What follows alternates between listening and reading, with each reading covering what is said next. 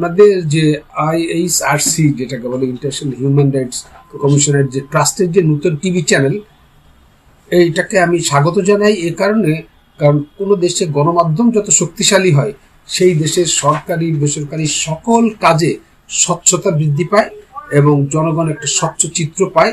এখানে দুর্নীতি সহ অন্যায় অবিচার যদি কেউ করে থাকে সেটা এই টেলিভিশনে এবং গণমাধ্যমে উঠে আসে, যার কারণে দেশে এটা দুর্নীতি দমনে যেমন সহায়ক হয়, একই সঙ্গে এই দেশের সর্বশেষ সংবাদাদিও মানুষ জানতে পারে এবং এটা মানুষের যে সচেতনতা বৃদ্ধিতে কাজ করে এবং সকল তথ্য তারা পেতে পারে, সেটা স্বাস্থ্য, শিক্ষা, চিকিৎসা, বাসস্থান, অর্থনীতি, সমাজনীতি, ব্যবসা, ধর্ম সকল বিষয়ে জানতে পারবে।